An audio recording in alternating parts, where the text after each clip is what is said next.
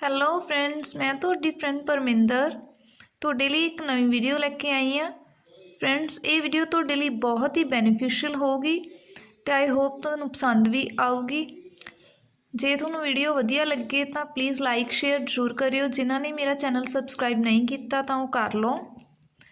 Friends, ਇਸ video ਵਿੱਚ ਆਪਾਂ ਇੱਕ ਕਿਊ ਕਾਰਡ ਬਾਰੇ ਗੱਲ ਕਰਾਂਗੇ ਜਿਹੜਾ ਕਿ ਬਹੁਤ ਹੀ ਇੰਪੋਰਟੈਂਟ ਕਿਊ ਕਾਰਡ ਹੈ ਤੇ ਤੁਹਾਡਾ ਸਾਰਿਆਂ ਦਾ ਹੀ ਇਹਨੂੰ ਪ੍ਰਿਪੇਅਰ ਕਰਨਾ ਬਹੁਤ ਜ਼ਰੂਰੀ ਹੈ ਕਿਉਂਕਿ ਇਹ ਬਹੁਤ ਹੀ ਇੰਪੋਰਟੈਂਟ ਹੈ। ਇਨ ਫਿਊਚਰ ਵੀ ਇਹ ਬਹੁਤ ਇੰਪੋਰਟੈਂਟ ਕਿਊ ਕਾਰਡ ਰਹੂਗਾ ਕਿਉਂਕਿ ਤੁਹਾਡੀ ਕੰਟਰੀ ਬਾਰੇ ਹਰ ਕੋਈ ਜਾਣਨਾ ਚਾਹੂਗਾ। ਠੀਕ ਹੈ, ਸੋ ਟਾਈਮ ਨੂੰ ਵੇਸਟ ਨਾ ਕਰਦੇ ਹੋਏ ਆਪਾਂ ਕਿਊ ਕਾਰਡ ਬਾਰੇ ਗੱਲ ਕਰਦੇ ਹਾਂ। ਕਿਊ ਕਾਰਡ ਹੈ ਜੀ, describe a rule that you don't like. Law ਜਾਂ ਰੂਲ ਹੈ ਨਾ, ਤੁਸੀਂ ਦੱਸ ਸਕਦੇ ਹਾਂ। ਜੇ ਕੋਈ ਤੁਹਾਨੂੰ ਲਾਅ ਬਾਰੇ ਵੀ ਪੁੱਛਣਾ ਉਹਦੇ 'ਚ ਵੀ ਤੁਸੀਂ ਇਹੀ ਆਈਡੀਆ ਐਕਸਪਲੇਨ ਕਰ ਸਕਦੇ ਹਾਂ। ਰੂਲ ਬਾਰੇ ਵੀ ਪੁੱਛਦਾ ਤਾਂ ਵੀ ਤੁਸੀਂ ਕਰੋਗੇ ਹੀ। ਸੋ ਸਿੰਪਲ ਆਂਸਰ ਹੈ ਜੀ, rule is a dominion or a set of procedure within a particular area of activity. Rule ਹੈ ਕੀ ਹੈ? ਰੂਲ ਇੱਕ ਰਾਜ ਹੈ ਤੇ ਇੱਕ ਗਤੀਵਿਧੀ ਹੈ ਜਿਹੜੀ ਕਿਸੇ ਵੀ ਖਾਸ ਏਰੀਏ ਵਿੱਚ ਕਿਸੇ ਵੀ ਐਕਟੀਵਿਟੀ ਨੂੰ ਲੈ ਕੇ ਬਣਾਈ ਜਾਂਦੀ ਹੈ। ਠੀਕ ਹੈ, rules are established to protect the society. Rules ਨੂੰ ਕਿਉਂ ਬਣਾਇਆ ਜਾਂਦਾ ਹੈ? ਸੁਸਾਇਟੀ ਨੂੰ ਪ੍ਰੋਟੈਕਟ ਕਰਨ ਲਈ। Rules provide a stable environment and human coexistence in community resulting in peace and order. Rules ਕੀ ਪ੍ਰੋਵਾਈਡ ਕਰਦੇ ਆ ਆਪਾਂ ਨੂੰ? ਇੱਕ ਸਟੇਬਲ ਇਨਵਾਇਰਮੈਂਟ ਪ੍ਰੋਵਾਈਡ ਕਰਦੇ ਆ ਅਤੇ ਜਦੋਂ ਮਨੁੱਖਤਾ ਦਾ ਸਹਿਯੋਗ ਹੋ ਜਾਂਦਾ ਹੈ ਕਮਿਊਨਿਟੀ ਵਿੱਚ, ਸੁਸਾਇਟੀ ਵਿੱਚ, ਤਾਂ ਉਹਦਾ ਰਿਜ਼ਲਟ ਕੀ ਆਉਂਦਾ ਹੈ ਕਿ ਸ਼ਾਂਤੀ ਬਣੀ ਰਹਿੰਦੀ ਹੈ ਹਰ ਪਾਸੇ, ਇੱਕ ਤਹਿਜ਼ੀਬ ਬਣੀ ਰਹਿੰਦੀ ਹੈ ਜ਼ਿੰਦਗੀ ਦੀ। ਠੀਕ ਹੈ, ਆਈ ਲਿਵ ਇਨ ਇੰਡੀਆ। ਮੈਂ ਇੰਡੀਆ ਵਿੱਚ ਰਹਿੰਦਾ ਹਾਂ। In my country I don't like a rule of law. ਮੈਂ ਕਾਨੂੰਨ ਦੇ ਇੱਕ ਰੂਲ ਨੂੰ ਨਹੀਂ ਪਸੰਦ ਕਰਦਾ। And I want some changes in it. ਮੈਂ ਉਹਨੂੰ ਪੂਰੀ ਤਰ੍ਹਾਂ ਨਹੀਂ ਬਦਲਣਾ ਚਾਹੁੰਦਾ, ਥੋੜ੍ਹੇ ਚੇਂਜਸ ਉਹਦੇ ਵਿੱਚ ਲਿਆਉਣਾ ਚਾਹੁੰਦਾ। That rule is in marriage law. ਇਹ ਰੂਲ ਕਿਹਦੇ ਵਿੱਚ ਹੈ? ਮੈਰਿਜ ਲਾਅ ਵਿੱਚ। A special marriage act was established in 1954 by Parliament of India. ਇੱਕ ਸਪੈਸ਼ਲ ਮੈਰਿਜ ਐਕਟ ਨੂੰ ਇਸਟੈਬਲਿਸ਼ ਕੀਤਾ ਗਿਆ ਸੀਗਾ, ਬਣਾਇਆ ਗਿਆ ਸੀਗਾ। ਕਦੋਂ? 1954 ਵਿੱਚ। India established in 1954 by parliament of India. ਇੱਕ ਮੈਰਿਜ ਐਕਟ ਬਣਾਇਆ ਗਿਆ ਸੀਗਾ, ਇਸਟੈਬਲਿਸ਼ ਕੀਤਾ ਗਿਆ ਸੀ 1954 ਵਿੱਚ ਇੰਡੀਆ ਦੀ ਪਾਰਲੀਮੈਂਟ ਦੁਆਰਾ। In this law or rule, ਇਸ ਲਾਅ ਵਿੱਚ ਜਾਂ ਇਸ ਰੂਲ ਵਿੱਚ the authority propose the minimum legal age of marriage for women is 18 years and for man is 21 years. कि ਇਹਦੇ ਵਿੱਚ ਕੀ ਹੈ? ਅਥੋਰਿਟੀ ਨੇ, ਗਵਰਨਮੈਂਟ ਨੇ ਕੀ ਪ੍ਰਪੋਜ਼ਲ ਦਿੱਤਾ ਸੀਗਾ ਕਿ ਲੀਗਲ ਏਜ ਇੱਕ ਲੇਡੀ ਦੀ ਇੰਨੀ ਹੋਊਗੀ ਅਤੇ ਮੈਨ ਦੀ ਇੰਨੀ ਹੋਊਗੀ, 18 and 21 years. It is fruitful to protect that children who use to confront child marriage problems.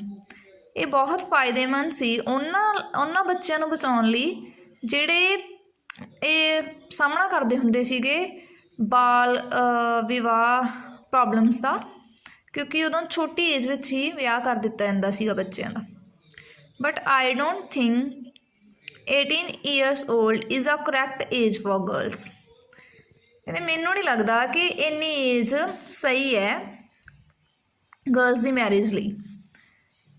It has extended to 21 years last year, but I want the legal age of marriage to be raised to 25 years. ਕਹਿੰਦੇ ਇਹਨੂੰ extend ਕਰ ਦਿੱਤਾ ਗਿਆ ਸੀਗਾ ਜਾਂ ਗਿਆ ਹੈ 21 ਸਾਲ ਤੱਕ ਪਿਛਲੇ ਸਾਲ, ਪਰ ਮੈਨੂੰ ਨਹੀਂ ਲੱਗਦਾ ਕਿ ਇਹ ਕਰੈਕਟ ਆ, ਹੈ ਨਾ। ਤਾਂ ਮੈਂ ਕੀ ਚਾਹੁੰਦਾ ਵਾਂ ਕਿ ਇਹ ਲੀਗਲ ਏਜ ਹੋਣੀ ਚਾਹੀਦੀ ਹੈ ਵਧਾ ਕੇ 21 ਤੋਂ ਵਧਾ ਕੇ 25 ਹੋਣੀ ਚਾਹੀਦੀ ਹੈ। ਬਿਕੋਜ਼ ਇਨ 25 ਈਅਰ ਏਜ, ਕਿਉਂਕਿ 25 ਸਾਲ ਦੀ ਉਮਰ ਵਿੱਚ people become mature and they can also complete their higher qualification. And become independent. ਉਦੋਂ ਨੂੰ ਕੀ ਹੈ, ਉਹ ਮੈਚਿਓਰ ਹੋ ਜਾਂਦੇ ਆ, ਸਮਝਦਾਰ ਹੋ ਜਾਂਦੇ ਆ ਅਤੇ ਆਪਣੀ ਹਾਇਰ ਕੁਆਲੀਫਿਕੇਸ਼ਨ ਵੀ ਉਸ ਏਜ ਵਿੱਚ ਹੀ ਉਹ ਪੂਰੀ ਕਰ ਸਕਦੇ ਆ ਅਤੇ ਇੰਡੀਪੈਂਡੈਂਟ ਬਣ ਸਕਦੇ ਆ। Nowadays, the large number of women have to get married in age of 18, but I don't agree with this because this age is of development and they are not able to do any professional work after secondary education। ਕਹਿੰਦੇ ਕਿ ਅੱਜ ਕੱਲ੍ਹ ਕੀ ਹੈ, ਕਾਫੀ ਸਾਰੀਆਂ ਔਰਤਾਂ ਹੈ ਜਿਨ੍ਹਾਂ ਨੂੰ ਵਿਆਹ ਕਰਾਉਣਾ ਪੈਂਦਾ ਹੈ 18 ਸਾਲ ਦੀ ਏਜ ਵਿੱਚ। ਪਰ ਮੈਂ ਇਸ ਚੀਜ਼ ਨਾਲ ਸਹਿਮਤ ਨਹੀਂ ਹੈਗੀ ਕਿਉਂਕਿ ਇਹੀ ਇੱਕ ਏਜ ਹੁੰਦੀ ਹੈ ਆਪਣੀ ਤਰੱਕੀ ਦੀ, ਆਪਣੀ ਡਿਵੈਲਪਮੈਂਟ ਦੀ, ਅਤੇ ਉਦੋਂ ਨੂੰ ਉਹਨਾਂ ਨੇ ਸੈਕੰਡਰੀ ਐਜੂਕੇਸ਼ਨ ਹੀ ਕੰਪਲੀਟ ਕੀਤੀ ਹੁੰਦੀ। ਅਤੇ ਮੈਨੂੰ ਨਹੀਂ ਲੱਗਦਾ ਕਿ ਆਫਟਰ ਸੈਕੰਡਰੀ ਐਜੂਕੇਸ਼ਨ ਉਹ ਕੋਈ ਪ੍ਰੋਫੈਸ਼ਨਲ ਵਰਕ ਕਰ ਸਕਦੇ ਆ। ਅਤੇ ਅੱਗੇ ਕੀ ਹੈ, ਆਪਾਂ ਕਹਾਂਗੇ after marriage woman have a lot of responsibilities. ਵਿਆਹ ਤੋਂ ਬਾਅਦ ਉਹਨਾਂ 'ਤੇ ਬਹੁਤ ਸਾਰੀਆਂ ਰਿਸਪੋਂਸੀਬਿਲਿਟੀਜ਼ ਆ ਜਾਂਦੀਆਂ ਹੈ। ਤੁਸੀਂ ਕੰਟਰੀ ਵੀ ਮੈਨਸ਼ਨ ਕਰ ਸਕਦੇ ਹੋ, ਸਪੈਸ਼ਲੀ ਇਨ ਇੰਡੀਆ, ਓਕੇ। ਅਤੇ ਆਪਣੀਆਂ ਰਿਸਪੋਂਸੀਬਿਲਿਟੀਜ਼ ਵੀ ਮੈਨਸ਼ਨ ਕਰ ਸਕਦੇ ਹੋ ਜੇ ਤੁਸੀਂ ਚਾਹੋ ਤਾਂ। ਵਿਚ ਕਾਜ਼ਜ਼ ਜਾਂ ਸੈਟ ਆਫ ਜਾਂ leads to hardships in their study. ਉਹਨਾਂ ਦੀ ਪੜ੍ਹਾਈ ਵਿੱਚ ਜਿਹੜੀਆਂ ਕੀ ਹੈ ਪੈਦਾ ਕਰਦੀਆਂ ਹੈ ਜਾਂ ਬਣਦੀਆਂ ਹੈ ਮੁਸ਼ਕਿਲਾਂ, ਠੀਕ ਹੈ। And without education they can't start their true life. ਆਪਣੀ ਸਹੀ ਅਤੇ ਸੱਚੀ ਸੁੱਚੀ ਜ਼ਿੰਦਗੀ ਨਹੀਂ ਸ਼ੁਰੂ ਕਰ ਸਕਦੀਆਂ ਐਜੂਕੇਸ਼ਨ ਤੋਂ ਬਿਨਾਂ। ਸੋ ਮੈਨੂੰ ਲੱਗਦਾ ਹੈ ਕਿ ਇਹ ਵਾਲਾ ਰੂਲ ਚੇਂਜ ਹੋਣਾ ਚਾਹੀਦਾ ਹੈ, ਇਹਦੇ ਵਿੱਚ ਥੋੜ੍ਹੇ ਬਦਲਾਵ ਆਉਣੇ ਚਾਹੀਦੇ ਹੈ ਅਤੇ ਏਜ ਨੂੰ ਕੀ ਹੈ ਰੇਜ਼ ਕਰਕੇ 25 ਈਅਰ ਕਰ ਦੇਣਾ ਚਾਹੀਦਾ ਹੈ ਮੈਨ ਔਰ ਵੂਮਨ ਦੋਨਾਂ ਦੀ। ਪਰ ਮੈਂ ਵੂਮਨ ਨੂੰ ਮੈਨਸ਼ਨ ਕੀਤਾ ਹੈ ਕਿਉਂਕਿ ਮੋਸਟਲੀ ਕੀ ਹੈ ਗਰਲਜ਼ ਹੀ ਇਸ ਚੀਜ਼ ਨੂੰ ਫੇਸ ਕਰ ਰਹੀਆਂ ਹੈ ਕਿ ਆਫਟਰ ਆਇਲਸ ਮੈਰਿਜ। ਇਹ ਸਹੀ ਨਹੀਂ ਹੈਗਾ। ਗਵਰਨਮੈਂਟ ਨੂੰ ਕੀ ਹੈ ਏਜ ਰੇਜ਼ ਕਰ ਦੇਣੀ ਚਾਹੀਦੀ, ਏਜ ਲਿਮਿਟ, ਤਾਂ ਹੀ ਜਿਹੜੀਆਂ ਲੇਡੀਜ਼ ਹੈ ਨਾ ਆਪਣੀ ਲਾਈਫ ਵਿੱਚ ਮੈਨੂੰ ਲੱਗਦਾ ਹੈ ਤਾਂ ਹੀ ਉਹ ਕਾਮਯਾਬ ਹੋ ਸਕਦੀਆਂ, ਸਕਸੈਸਫੁਲ ਹੋ ਸਕਦੀਆਂ। ਜੇ ਮੇਰਾ ਆਈਡੀਆ ਪਸੰਦ ਆਵੇ ਤਾਂ ਲਾਈਕ ਜ਼ਰੂਰ ਕਰਿਓ। Thank you for the watching video.